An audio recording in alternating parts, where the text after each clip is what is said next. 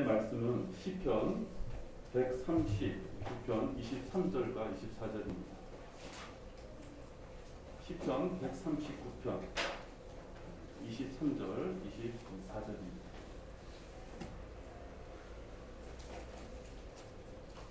제가 공독하겠습니다. 오 하나님이여 나를 살피사 내 마음을 아시며 나를 시험하사 내 생각들을 아소서. 내게 무슨 악한 길이 있나 보시고 나를 영원한 길로 인도하소서. 오늘 설교 제목은 고난은 완벽한 거울이다. 거울은 뭔가를 비추잖아요. 완벽하게 비출 수 있다라는 제목으로 설교하고자 합니다. 우리 잠시 기도하겠습니다. 전지전능하신 아버지 하나님, 지난 한 주간도 저희들의 삶을 세세히 잘 살펴주시고 오늘 저희들 주님 앞에 영과 진리로 경배드리고자 이 자리에 나왔습니다. 지금 이 시간 하나님께서 성경 말씀을 통하여 우리에게 일러주신 그 귀한 말씀을 듣고자 합니다. 아버지 하나님, 우리들의 마음밭에 주님의 말씀이 잘 뿌리를 내릴 수 있도록 우리의 모든 것들을 다 정결케 하여 주시옵시며 이 시간만큼 우리의 마음의 초점이 오직 하나님 앞에 다가설 수 있도록 인도하여 주시옵소서. 시작합니다. 마칠 때까지 이런저런 모양으로 마귀가 우리들의 이 아름다운 이 경배를 방해하지 못하도록 지켜 보호하여 주시옵소서. 이 모든 말씀을 우리 주 예수 그리스도의 이름으로 기도했습니다. 아멘. 여러분, 성경에는 두 가지 시험이 있습니다. 하나는 하나님께서 우리에게 주시는 시험이 있고요. 하나는 마귀가 우리에게 행하는 시험이 있습니다. 그러나 누구든지 자신의 욕심에 끌려 유혹을 받을 때 시험을 당하는 것이 하나 있습니다. 그것이 바로 마귀가 우리에게 행하는 그러한 시험입니다. 마귀는 우리에게 악을 통하여서 나락의 길로 떨어지게끔 만드는 것이 마귀가 주는 시험입니다. 그런데 그 마귀가 주는 시험은 어디서부터 시작되느냐? 우리들의 마음이 욕심에 끌려서 유혹을 받을 때 우리가 그것을 선택하기 때문에 마귀의 시험이 우리에게 직접적으로 영향을 끼친다, 이렇게 말씀합니다. 이러한 시험은 자신의 잘못이고 따라서 그 책임도 자신에게 있다. 오늘 그 말씀을 야고보서 1장 14절에서는 하고 있는 겁니다. 누구든지 자신의 욕심에 끌려. 마귀가 시험을 줄 때 자기 자신이 그것을 욕심으로 받아들이는 것이 아니라 그것을 이겨나갈 때는 그 시험이 그에게 해당되지 않는다는 것을 얘기합니다. 그러니까 어떠한 시험에 빠져서 우리가 어려움에 처했을 때 남의 탓을 하면 안 된다. 주변의 탓을 한다든지 하나님의 탓을 하면 안 된다는 것입니다. 자기가 마귀의 유혹에 선택하여 그것을 받아들였기 때문에 시험에 빠진다라는 말씀이 바로 이 말씀입니다. 누구든지 자신의 욕심에 끌려서 행했다는 것입니다. 그리고 또 하나, 아까 하나님께서 우리에게 주시는 시험이 한 가지 더 있습니다. 이것은 고난이라는 어떤 시험이라는 중간 과정을 통해서 하나님께서 우리에게 행하시고 싶은 것이 있기에 벌어지는 시험입니다.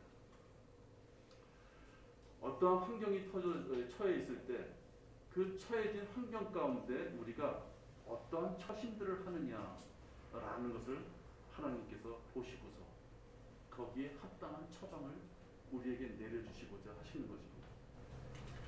평탄하고 바람이 하나도 없는 그런 바다에서는 배가 나갈 수 없습니다. 거친 바람이 있을 때 그 배가 제대로 나가든 잘못된 방향으로 가든 무엇인가 움직이는 계기가 있게 됩니다. 하나님께서는 우리에게 중간고사처럼, 우리 학생들 보면 중간고사처럼 이 시험이라는 걸 통해서 우리가 어느 상태에 와 있는지를 분명히 보시게 됩니다.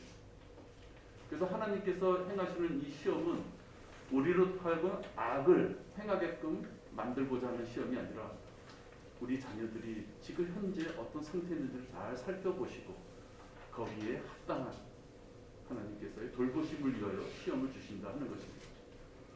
히브리서 11장 17절에 보면 아브라함이 받는 시험에 대해서 나와 있습니다. 히브리서 11장 17절입니다. 시험이라는 것이 꼭 나쁜 것이라는 의미를 가지면 안 되겠구나.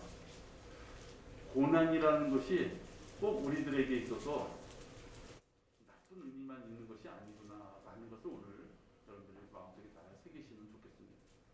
이 히브리서 11장 17절에 보면 믿음으로 아브라함은 시험을 받을 때 이삭을 제물로 드렸으니 그 약속들을 받은 자가 그의 독생자를 드린 것이라 이렇게 말씀합니다. 이 시험은 마귀가 악으로 행하면 유혹을 하겠다는 시험과는 다른 것입니다. 대개 보면 성도들이 어떤 고난 가운데 있다가 안정을 찾았다든지 아니면 자기 스스로가 내가 하나님 앞에 참 좋은 일을 했다. 내가 하나님 앞에 은혜로 칭찬을 받을 만한 일을 했다 할 때 대개 보면은 나태해지거나 교만에 빠지기 쉽습니다. 이것은 우리가 부인하고 싶은 사실이지만 실질적으로 유대인들을 봤을 때 유대인들이 고난에 있을 경우에는 시험에 들지 않았습니다. 고난에 있어 그들이 죽겠다고 아우성칠 때 하나님이 구해주시며 그 다음으로 넘어가는 사이클은 대개 하나님을 대적하는 일이었던 것을 우리 재판관계까지 본다면 수없이 볼 수 있습니다. 이것이 그냥 우리 사람들의 습성이고 죄가 우리들의 몸에 있기에 우리가 그 길을 벗어나지 못하는 것입니다. 이러한 것을 하나님께서 너무 잘 아시기에 우리가 악에 거했을 때나 또는 하나님 앞에 올바르다고 칭찬받을 만한 일이 있을 때도 우리를 하나님께서는 시험하시기를 원하시는 것입니다. 시험이라는 것은 되게 뭐로 옵니까? 되게 우리가 생활 속에서 고난이라는 걸 통해서 오게 됩니다. 이 고난은 각자 다 다릅니다. 어떤 분들은 경제적으로 올 수 있고요. 어떤 분은 물질 또는 건강, 또 어떤 분들은 자녀, 부모, 또 직장에서의 사회생활 등등 많은 여러 가지 다방면으로 이 고난이 닥치게 됩니다. 이 고난이 올 때 우리가 생각해 봐야 될 것은 이 고난이 왜 나에게 닥쳐서 나로 하여금 이렇게 힘들게 만드느냐라고 원망을 하게 된다면 아까 말씀드린 악이 주는 그 유혹에 결국은 그 길로 가게 되는 것입니다. 하나님께서 나에게 고난을 준 것은 이거야말로 기회다라고 생각을 해야 됩니다. 왜 그러냐면 고난은 우리들 자신을 잘 들여다볼 수 있는 아주 효율성 있는 거울이 될 수 있기 때문입니다. 내가 배고픔을 참을 수 있느냐 하는 것은 배가 고파봐야지 압니다. 우리는 대개 보면 크고 작은 순간에 선택들을 할 때가 많이 있습니다. 그것은 남이 보기에는 큰 일일 수도 있고 또 남이 보기에는 아주 하찮은 일일 수도 있지만 매 순간 순간마다 판단을 합니다. 내가 하나님 앞에 이 말씀으로 나가면서 살 것이냐 라는 것을 판단을 해야 될 때가 우리 생활 속에서 많이 있습니다. 가장 직접적으로 와닿는 것은 성경을 내가 읽을 것이냐 하는 것입니다. 내가 피곤한 가운데에도 내가 어떠한 일로 인해서 분함이 내 마음에 가득 차서 성질이 나 있을 때도 내가 하나님의 말씀을 읽고자 하는 그 관계를 내가 맺고 있느냐 그 순간 제가 판단을 해야 됩니다. 오늘 여러분들 읽으신 그 본문은 바로 이 고난이 나에게 있어서 싫은 것이 아니라 이 고난을 통하여 하나님이 내 자신을 보게 해주시고 이 고난을 통하여 내가 어떤 상태에 있는지를 알고자 하는 다윗의 적극적인 사고입니다.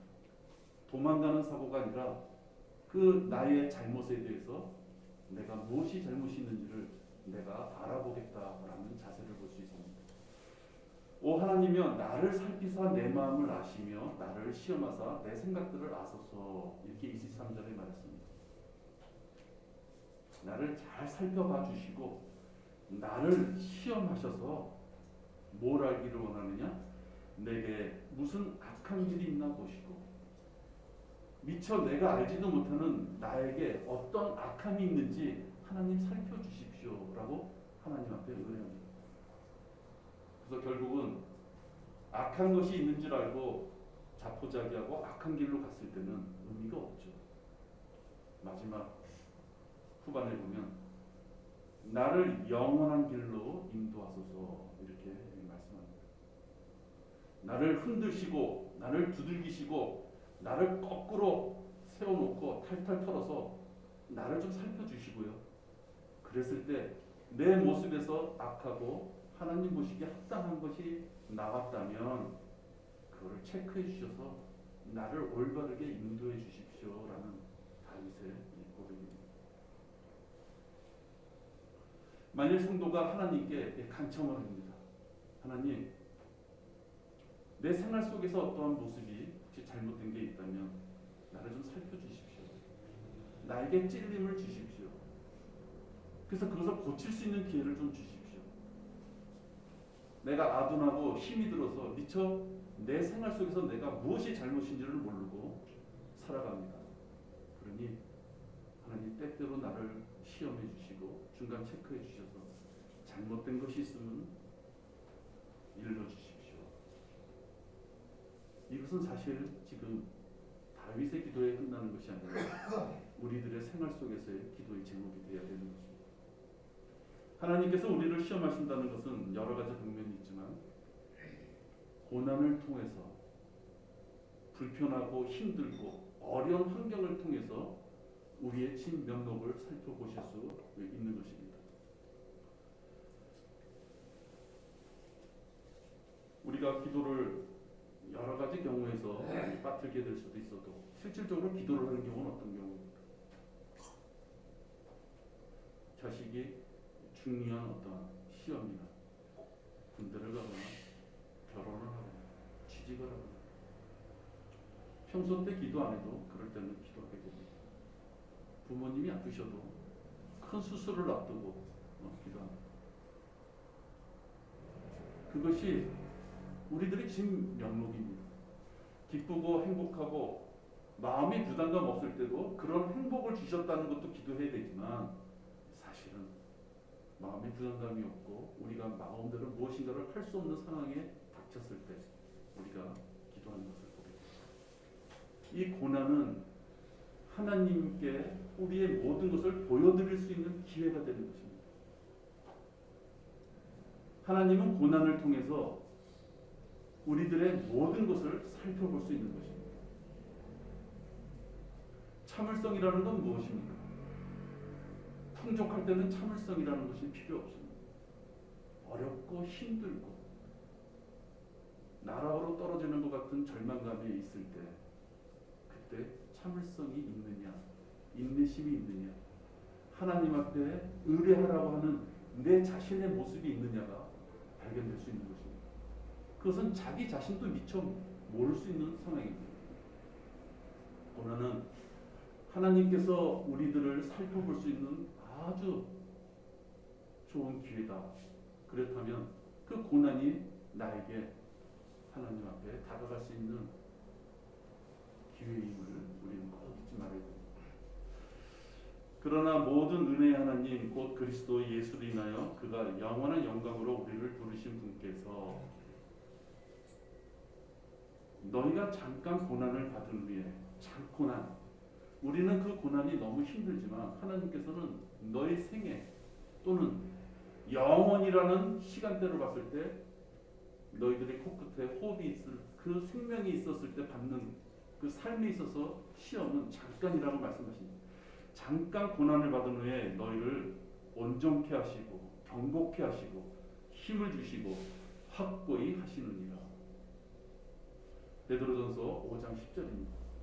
고난은 잠깐인데 그 고난 때문에 우리가 받을 수 있는 것이 경고함이고 힘을 주시고 확고히 또는 온전케 우리를 하신다 이렇게 말씀하십니다. 여러분 얼마나 이게 이득이 되는 일입니까?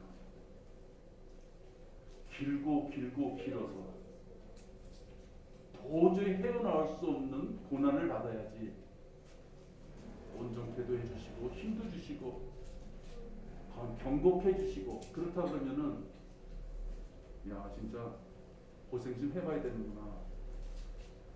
근데 하나님의 말씀은 그렇게 표현하고 있지 않습니다. 우리는 그 고난이 길다고 생각할지 몰라도 하나님께서는 너희가 잠깐 고난을 받은 후에 온전코 경건코 힘을 얻고 확고히 할 수 있다고 이 말씀합니다. 바로 이것이 바울의 생애를 보면 바울이야말로 진짜 이러한 생애를 살았다 우리 이렇게 알 수 있습니다. 사도 바울은 복음을 전하다 받은 고난을 자신의 몸에 가득 채웠다고 이렇게 표현합니다. 매를 헤아릴 수 없이 맞았고 수감됐고 파산당했고 죽음에 다다랐던 적이 여러 번이고 목마르고 굶주렸으며 춥고 헐 벗었을 때가 무척 많았습니다. 또 그 스스로가 성도들을 걱정하는 마음에 염려로 애를 태우는 생애를 살았다 합니다. 그러한 바울이 이런 고백을 합니다. 이제 내가 너희를 위하여 받는 나의 고난들을 기뻐하고 또 그리스도가 고통받으신 이후에 있는 것을 그의 몸인 교회를 위하여 내 육신에 채우노라. 내가 너희를 위하여 받는 나의 고난들을 기뻐했다 이렇게 표현합니다. 여러분 바울이라고 해서 육체적으로 받는 그 고난이 좋았겠습니까? 누가 바늘로 내 옆구리를 찌르는데 그 좋았겠습니까? 굶주림을 좋아할 사람이 어렵겠습니까? 그러나 이 바울은 하나님께서 행해 주시고 하나님께서 환경을 통하여 바울이 받을 수밖에 없는 그 고난을 기뻐했다고까지 표현하고 있는 것입니다. 수고와 고난이 더할수록 바울의 믿음은 단단해졌고 또 그러한 바울의 믿음을 하나님께서 확정하고 아르실 수 있기 때문에 바울을 더욱이 훌륭한 사역자로 쓰셨을 것입니다. 그의 몸에 난 그 멍과 상처투성이를 직접 하나님이 보시고 그에 대한 믿음을 확신하실 수 있었던 것입니다. 고난은 우리의 믿음을 하나님 앞에 보여드릴 수 있는 절호의 기회입니다. 술을 먹을까 말까. 고난은 특별한 거 아닙니다. 공산주의처럼 끌려가서 두드러 맞고 팔이 하나 잘리고. 지금 이 라오디케에는 여러분들이 교회 간다면 여러분을 죽이겠다고 하는 자가 없습니다. 지금 우리에게 닥치신 고난은 우리 생활 속에서 아주 작은 것들입니다. 술을 먹을까 말까, 담배 필까 말까, 도박을 할까 말까, 취미 생활에 치중할까 말까, 학업에 대한 압박감을 어떻게 이겨내야 될까, 또 인생의 계획을 내가 세울 때, 말씀과 계획을 있을 때 이것이 옳으냐 그르냐. 가장 큰 것은 물질을 위하여 내가 지금 내 생활을 어떻게 해야 될 것인가. 오늘 기도하고자 했는데 내일부터 하지. 오늘 공부하려고 했는데 내일부터 하지. 아주 작은 겁니다. 하나님께서 우리에게 주시는 이 고난, 시험이라는 것은 엄청나게 어디 떠들썩하게 큰일이 터진 것이 아니라 작은 것 하나를 이겨냈을 때 하나님은 그것을 기뻐하시는 것입니다. 작은 것을 이겨내지 못했는데 큰 것을 이겨낼 수 없습니다. 마치 어떤 사람들은 야 그까짓 거 갖고 뭘 그래. 나는 큰 거 한탕 할 거야. 여러분 전혀 그렇지 않습니다. 작은 것 하나도 하나님 앞에 아까워서 내놓지 못하는데 어떻게 큰 거를 내놓을 수 있습니까? 성도 여러분, 우리가 훌륭한 군사로서 하나님의 자녀로서 성장하기 위해서는 하나님이 주시는 이 시험을 훈련의 과정으로 생각해야 됩니다. 우리 군인들은 유교 훈련이라는 게 있습니다. 진짜 죽어도 받고 싶지 않습니다. 때리는 건 없는데요. 더러운 데 들어가야 되고 높은 데 올라가서 뛰어내려야 되고 인증사정 얻고 유경만 생각하면 그냥 진저리가 납니다. 근데 제가 이렇게 생각해 보면 군대에 있을 때 군에 있는 생활 중에서 유일하게 그때가 힘들 때입니다. 군대에 있다고 해서 매일 아침부터 저녁까지 입대해서 제대할 때까지 하루 종일 힘든 게 아닙니다. 뭐 1년, 2년 내내 힘든 게 아니죠. 평소 때는 느긋하게 있다가도 그 일정한 훈련의 기간 동안만큼은 바짝해서 그 맛을 보는 거죠. 하나님께서는 우리에게 시험을 주실 때 우리에게 고통 가운데 있으라고 시험을 주시는 것이 아니라 그 시험이라는 걸 통해서 자기를 한번 되새겨보고 자기의 모습이 어디까지 와 있는지를 살펴보고 그랬을 때 하나님이 그것을 우리에게 일러주시기 위하여 시험이 있는 것입니다. 이러한 시험에 닥쳤을 때 우리가 그 시험을 이겨나갈 수 있는 방법은 역시 기도입니다. 여러분 140편 12절 보십시오. 140편 12절.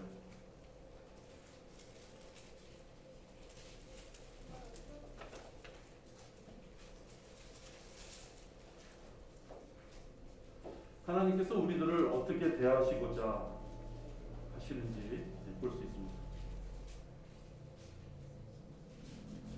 주께서 고난받는 자의 청원과 가난한 자의 권리를 지켜주실 것을 내가 아나이다 이렇게 표현했습니다. 하나님께서는 고난받는 자의 청원을 들어주신다 이렇게 표현합니다. 우리 내게 보면 하나님께서는 고난받는 자의 기도를 들어주신다 이런 표현을 많이 하죠. 근데 여기서는 청원이다. 기도라는 용어하고 조금 다른 용어가 쓰여져 있습니다. 여러분 청원이라는 것은 내가 어떤 일을 달성하고자 청하고 요청하고 그 일을 원한다는 것입니다. 하나님께서는 고난받는 자의 청원, 고난받는 자가 내가 어떠한 일로 고난받고 있다 하고 하나님 앞에 그걸 고백하고 그것을 해결하게끔 하기 위하여 하나님 앞에 무엇인가 간구한다면 그것을 지켜주시겠다라는 표현입니다. 결국 하나님 앞에 다가오라는 말씀입니다. 너희들에게 크고 작은 시험이 있을 때 나한테 그거를 고백하라는 얘기입니다. 그러나 안타깝게도 우리는 가끔 이 청원을 포기하는 경우가 많이 있습니다. 분명하게 간절하게 그 청원을 드려야만 됨에도 불구하고 포기를 하는 것. 한 두 가지입니다. 하나는 전지전능하신 하나님의 능력을 모르는 것입니다. 하나님께서 이 일을 어떻게 해? 내가 내일 모레까지 시험 성적서가 나와야 되는데 자기가 뭘 잘못해서 시험 성적서가 안 나왔어. 그 시험 성적서가 비록 내가 하루 늦게 접수했지만 제 날짜에 나와야 되는데 그 간절함이 있다면 그 간절함을 갖고 시험 성적서가 제 날짜에 나와게 해달라고 기도해야죠. 근데 되게 우리가 가까이 이렇습니다. 하나님 앞에 무슨 시험 성적서 이런 걸 갖고 기도를 하나. 그래서 하나님의 전지전능하신 능력 그것을 모르는 것입니다. 사람의 모든 지각을 초월하셔서 우리의 기도에 응답하실 수 있는 바로 그분의 능력을 모르기에 우리는 분명히 간절한 어떤 처지에 처해 있음에도 불구하고 하나님을 찾지 않습니다. 또 한 경우는 하나님의 존재를 아예 모르는 경우입니다. 교회 나오고 이런저런 교회 행사에 참여하고 또 구원도 받은 것 같고 해도 하나님의 존재가 그분의 생활 속에 전혀 존재하고 하나님의 자리가 그분의 생활 속에서 전혀 없었다면 거듭나서 성령님이 그의 마음에 들어가서 그의 거듭난 영을 자꾸만 깨우치고 성령님이 무엇인가를 주시려고 했을 때도 성령님이 차지할 수 있는 그 자리를 그가 계속 줄여나가며 거의 소멸됐다라고 할 정도까지 하나님의 위치를 그가 마련해 주지 않았다면 생활 속에서 어떤 문제가 생겨도 하나님을 찾지 않게 됩니다. 그 자는 결국은 자신의 능력을 찾게 됩니다. 예수께서 그 손을 내밀어 그를 붙드시고 그에게 말씀하시기를 오 너 믿음이 적은 자야 어찌하여 의심하였느냐. 마태복음 14장 31절입니다. 하나님께서 손을 내미셨다고 말씀하시며 왜 나를 찾지 않느냐고 말씀하시는 것입니다. 그래서 하나님을 찾지 않는 자는 믿음이 적은 자고 또 하나님을 찾지 않는 자는 하나님의 능력을 의심한다. 우린 바보가 아니지 않습니까? 내가 돈이 급해. 누굴 찾아갑니까? 가난한 자를 찾아가서 내가 돈이 급하다는 얘기를 할 수가 없죠. 뭔가 주머니에 뭔가가 들어있는 사람한테 가서 내가 돈이 필요하다고 얘기할 수밖에 없습니다. 그게 정상적인 판단이죠. 그리스도를 마음에 주로 영접한 자가 생활 속에 또는 영적으로 어려움이 닥쳤을 때 하나님 창고에 많은 것을 지니시고 주의 오른손으로 천지를 창조하신 분, 첫째 하늘, 둘째 하늘, 셋째 하늘까지 모든 것을 다 채우신 분, 이 우주의 모든 별들을 만드신 분, 그리고 그 모든 별에 이름을 다 붙이신 분, 그분이 바로 하나님이신데 그분한테 찾아가지 않는 것은 하나님께서는 네가 나를 의심한다라고 말씀하시는 거죠. 하나님께 매달리며 청원하지 않게 되는 것은 결국 자기 자신입니다. 자기 자신이 하나님 앞에 매달리지 않고 그 시험과 고난이 왜 나에게 이런 것을 닥쳤느냐고 투덜댄다면 하나님이 그의 생애에 관여하실 수가 없습니다. 절벽과 똑같은 이 답답한 어떠한 이 물리적인 환경들, 그 환경들은 우리 모두가 다 원하는 건 아니지만 하나님께서 우리 각자에게 허락하셔서 그 시험을 주셨다 그러면 그것을 이겨내는 것은 우리들의 몫입니다. 단 하나님께서는 그것을 이겨낼 때 너희 스스로 한번 해볼 테면 해봐라 라고 말씀하시는 것이 아니라 나를 의심하지 말고 나한테 청원하라. 너희들의 어려움을 잘 정리해서 나한테 가지고 와서 조목조목 필요한 것을 얘기하라 이 말씀입니다. 그렇다 그러면 이 고난을 통해서 내가 무엇이 부족한지를 알게 되는 계기가 되는 것입니다. 우리가 청문할 때 가끔가다 보면 하나님 앞에 영적으로 좀 이렇게 근사한 그런 기도를 생각할 수 있습니다. 하나님은 그런 거 원하지 않습니다. 시편 144편 12절에 보면요. 제가 그냥 좀 읽겠습니다. 이스라엘 민족들이 기도의 내용이 어떠했는지를 보게 됩니다. 시편 144편 12절입니다.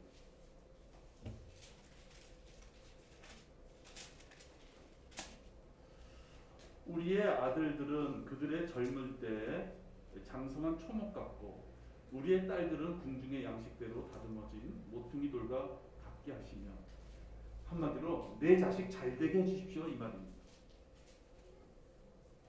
뭐 거창한 게 아니에요.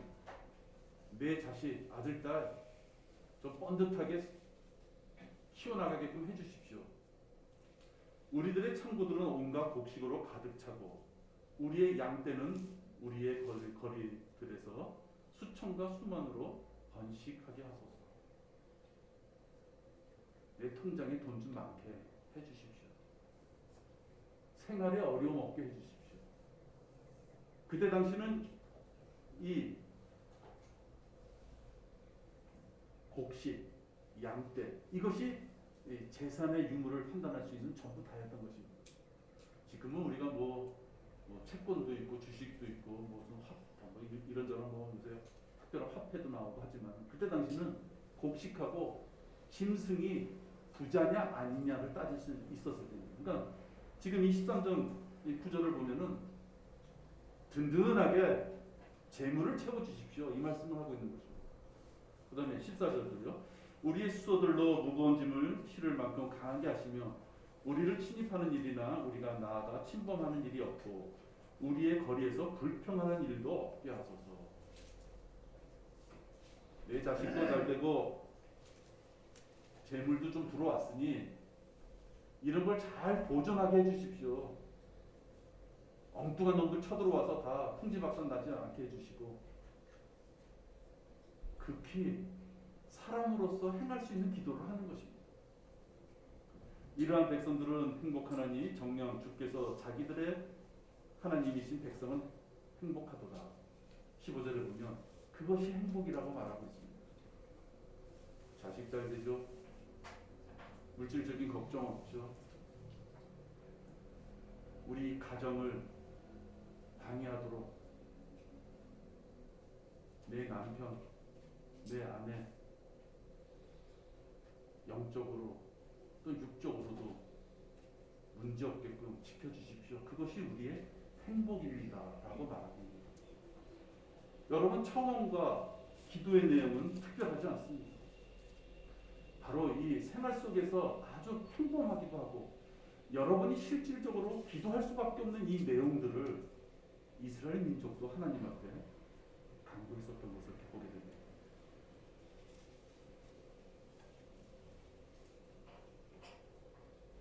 시험과 고난에 승리하는 그러한 기도는 구체적으로 해야 된다는 사실을 잊지 말아야만 됩니다. 기도할 때 대강대강 읊조리거나 시간이 미처 없어서 어저께 했던 기도인데 그냥 넘어가. 이게 우리 여러분들 기도할 때 이런 거 있죠. 머리로는 생각났는데 미처 입으로 못했는데 또 다른 게 생각나는 경우 있어요. 입으로 내뱉지 않아도 하나님은 다 아시겠지만 그것은 마귀가 빼앗아가는 것이고, 그래 보니 기도 시간 1분도 채 줄어들지 않습니다. 근데 마음이 급하고 하나님 앞에 무엇인가 의례적으로 해야 된다는 기도를 하게 됐을 때 그렇게 막 겹쳐서 하게 되는 것입니다. 그러지 마시고요. 대강대강 하지 마시고 읊조리듯이 그냥 하시지 마시고 반복하지 하지 마시고 건성으로 말을 늘어 놓아서는 안 됩니다. 하나님께서는 모든 것을 아시는 분이기에 우리가 기도하지 않아도 우리의 처지가 어떤 건지 아십니다. 그러나 하나님께서 왜 우리에게 기도하라고 말씀하십니까? 우리 스스로가 자기가 어떤 처지에 있는지를 우리로 하여금 알게 하려고, 하나님이 우리가 기도를 하지 않으면 하나님이 모르셔서가 아니라 우리 스스로가 어떤 문제점과 어떤 시험에 내가 처해 있는지를 알게끔 하기 위하여 기도를 요구하시는 것입니다. 입에부터 습관적인 기도는 우리가 주기도문이나 사도신경처럼 아주 신뢰가 없는, 간절함이 없는, 무의미한 그런 기도가 되는 것입니다. 그런 기도는 하지 않는 게 맞습니다. 자, 구체적인 기도를 통하여 우리가 시험을 이겨나가야 된다 말씀드렸어요. 한 가지 더 말씀드립니다. 시험에 이기기 위해서는 교제가 필요합니다. 지금 우크라이나 이 전쟁에 러시아가 제대로 전쟁을 이겨나가지 못하고 있습니다. 한편에서는 러시아가 지금 실패했다. 어떤 의미로서는 대학생이 중학생하고 싸워서 지금 얻어 터졌다. 결국 패한 것이다. 이렇게 평가합니다. 많은 이유들을 얘기하지만 많이 얘기하는 것이 뭐냐. 러시아의 제일 앞서간 최전방 부대하고 러시아의 뒤에서 최전방 부대에 보급을 해줘야 되는 그 부대하고 사이에 통신이 두절된 것이 절대적인 이유라고 합니다. 러시아는 중심을 향하여 파고 들어가는 군사 전력을 갖고 있고, 그래서 송곳과 같이 끝이 뾰족한 부대가 뚫고 들어갑니다. 그게 전차 부대입니다. 적의 중심부 후방까지 들어가면 적이 오합지졸했을 때 후방 부대가 들어오면서 침략하는 것입니다. 그런데 송곳의 끝처럼 집중적으로 파고들었던 그 전차 부대에 기름과 탄약을 줄 보급 부대가 미처 쫓아오지 못했던 것입니다. 그 이유가 통신이 제대로 되지 않았다. 여러분, 우리는 최전방 부대에 지금 살고 있습니다. 여러분 생활에 계신 그곳이 다 전쟁터입니다. 여러분이 생활하시는 그 가정, 직장, 사업장, 여러분이 만나시는 친구, 그 모든 것들이 영적 전쟁터입니다. 여러분이 만나시는 곳마다 예수님의 복음을 못 전하시잖아요. 여러분의 마음은 만나는 친구마다 다 전하고 싶지만 못 전하시잖아요. 왜 그렇습니까? 마귀가 방해하기 때문에 안 되는 것입니다. 여러분이 직장에서 내 부하 직원을 데리고 내 동료나 상사를 같이 티타임을 가질 때 하나님의 말씀을 전하고 싶어서 입을 쭈삣쭈삣 하다가도 멈춰버리는 경우가 많잖아요. 그것이 영적 전쟁터인 것입니다. 그런 상황에서 자기가 하지 못한 것은 다 합리화하면서 다음에 할 기회가 없습니다. 우리가 교제가 필요하다는 것은 이러한 상황 속에 살면서 하나님께서 우리 지체들을 통하여 자기 자신을 바라보게끔도 해주고 우리 지체들을 통하여 하나님의 뜻을 우리에게 일러주시기 때문입니다. 친구가 주는 상처는 신실한 것이나 원수의 입맞춤은 속이는 것이니라. 친구가 주는 상처는 신실하답니다. 친구의 따끔한 말 때문에 내가 마음의 상처를 받을지 몰라도 친구의 말은 신실하다고 얘기합니다. 너희는 스스로 주의하라. 내 형제가 너에 대하여 죄를 지으면 그를 꾸짖고 그를 회개하면 용서하라. 너의 형제가 죄를 지면 너의 입을 통해서 너의 지체 그 지체 입을 통해서라도 그에게 훈계하고 꾸짖으라고 말씀합니다. 우리 점잖은 사람들은 인격이 좋아서 내 주변에 있는 어떠한 지체들이 잘못된 길을 가고 있을 때도 입을 다물어 버릴 때 있습니다. 그런 귀찮은 싫은 소리 내가 하지 말아야지. 여러분 그거는 하나님이 하신 명령을 위반하는 것입니다. 너는 말씀을 전파하라. 때를 얻든지 못 얻든지 항상 대비하라. 모든 오래 참음과 교리로 견책하고 책망하여 권고하라. 하나님은 상처의 망정 그에게 훈계를 주며 또 꾸짖고 권고하라고 계속해서 말씀하십니다. 이 증거가 옳도다. 그러므로 너는 그들을 업이 꾸짖어 그들로 믿음 안에서 건전을 지키고 내가 꾸짖을 테니까 너희 지체들끼리는 입 다물어. 좋게 지내. 사랑이야. 그 말씀하시는 것이 아니고요. 너의 지체 중에 누군가가 잘못되고 있다면 그에게 권고하고 꾸짖으라는 말씀이 내가 지금 4개 구절을 했는데요. 성경에 보면 어마어마하게 많습니다. 잠언서에 보면요. 어마어마하게 많아요. 혹 지체가 무엇인가 나에게 공고와 책망을 한다면 그것을 호의로 받아들일 수 있는 믿음이 있어야 됩니다. 친구의 간절한 충고는 달콤하다고 또 성경에 표현되어 있습니다. 좋은 의도에서 나에게 한 것이라면 진지하게 그걸 한번 귀를 기울이고 겸허하게 받아들일 수 있어야 되는 것입니다. 그것이 지역교회에 우리가 있는 이유입니다. 지역교회에 우리가 있으면서 어느 한 형제 자매가 마귀의 공격으로 좀 썩어가고 절벽의 끝에 매달려서 이리 떨어질지 저리 떨어질지 모르고 있는데 그거를 언제 떨어질지 한번 보자 하고 보고 있으면 안 되는 것이 아닙니다. 꾸짖어야 되는 것입니다. 또 그런 꾸짖음을 우리가 받을 때 겸허하게 받아들일 수 있어야 됩니다. 의로운 지체의 권고와 훈계는 고난 가운데 힘이 되는데요. 말년에 지혜롭게 되는 길이다 이렇게 표현합니다. 의인, 친구가 보내주는 그 충고에 귀를 기울이는 자는 말년에 성경에 있어요. 말년에 우리를 지혜롭게 해주는 바로 그 길이다 이렇게 표현합니다. 우리 보통 친구들하고 얘기할 때 야 내가 말년에 말이야 뭐 이런 얘기 하잖아요. 진짜 성경에 말년에 지혜롭게 되기 위해서는 지체들의 권고에 귀를 기울일 수 있는 자가 되야 된다 말씀합니다. 여러분 신방은 고난 중에 있는 지체와 더 긴밀히 교제할 수 있는 기회를 얻게 해주는 것입니다. 우리 다 같이 생활 속에서 아둥바둥되고 살아가는, 현실적으로 보면 평범한 시민들이지만 영적으로 보면 우린 다 같은 하나님의 자녀입니다.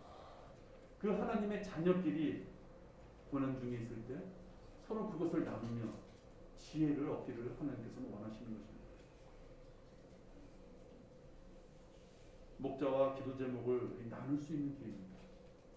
그것은 여러분, 제가 부족해도 여러분이 하나님 앞에 여러분의 입술을 통하여 여러분의 귀에 들려질 수 있도록 고난과 여러분의 시험의 문제들과 그걸 위하여 하나님께 간청하는 그 말씀을 내뱉음으로 말미암아 그 자리에 함께 계시는 하나님께 여러분이 간청하는 것입니다.